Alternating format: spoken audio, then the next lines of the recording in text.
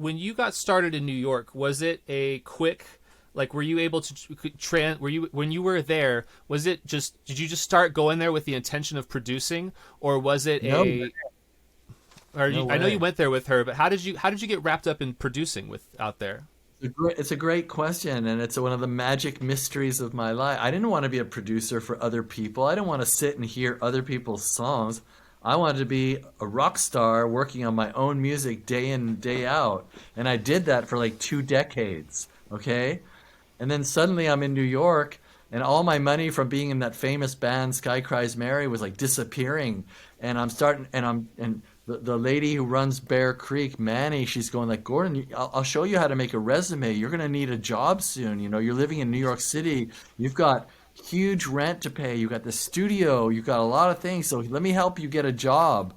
And like just when I was about to have to get a job, someone from New York said that they heard from a friend of mine that I knew how to record stuff. And would I record their band? And I go, okay. So I recorded a band, and then that drummer from that band said, wow, this Gordon guy, he just got a drum sound in like 20 minutes, and it's really cool. Why don't I bring my other band there?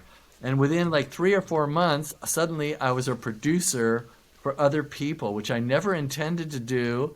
It wasn't on my game plan. But on the other hand, I'd already been recording for 20 years, like all day, every day, recording my own stuff and experimenting. So when it came time to record other bands, I just remembered all my tricks and how to get good sounds, and I gave them the benefit of my experience.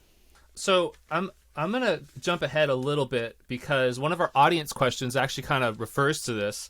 And the audience question was, how did you get your first couple clients as a producer? And did you have to work for free when you did those first couple of clients?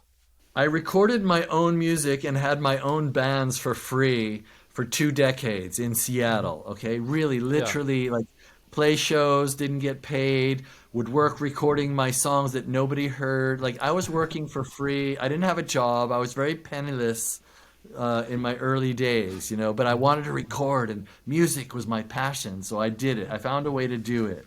Hmm. And then when I got to New York, um, one friend of mine told their ex like band leader that I was a great recording guy, and she gave me a chance to record her band.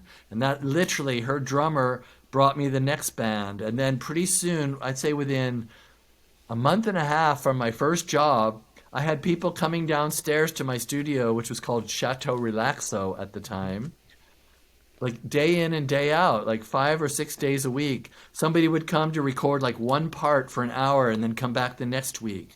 Someone would do 2 or 3 songs. Someone would just do an acoustic guitar and a vocal. Someone would ask me to convert something from a cassette onto a CD through my system, because in those days, in the late 90s, certainly not everybody had CD burners. Yeah. You know, it was like I actually made money for a while just like converting people's music and burning it onto CD. That was like something I could do.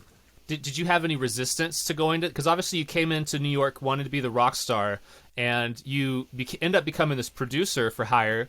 Was that a hard transition for you?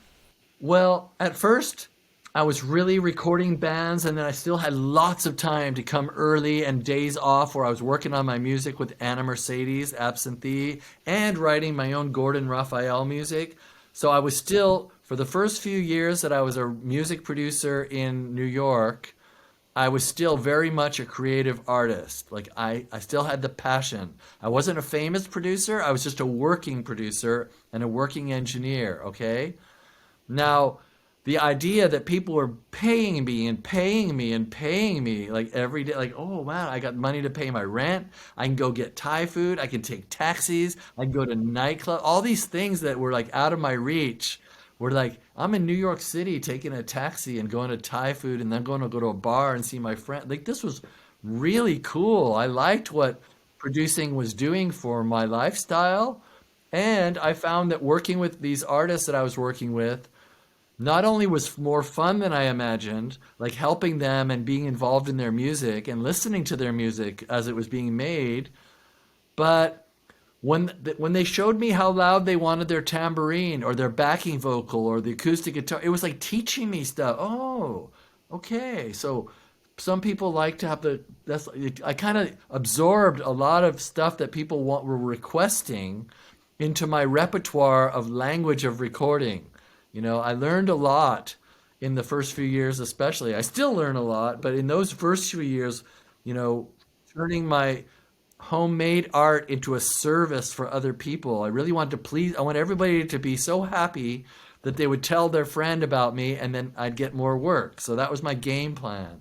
Like be really friendly and do a great job for a reasonable price and then get more work because of it. Kind of expand my little production empire.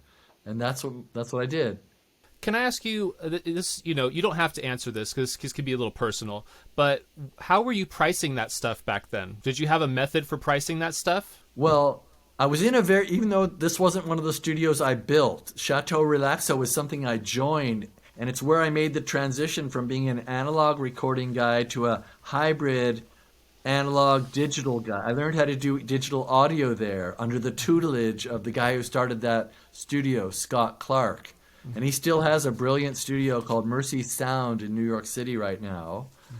But he bought Neves and Avalons and Summits. I had the best equipment. I never had that before. So for the first time, I had really good gear. Because of the good gear and because I was in New York City, I could charge $25 an hour. And I think my rent at the studio was something like I had to pay $700 a month. And the rest of it I could keep from that $25 an hour. Okay, that was kind of like Okay. the starting rate.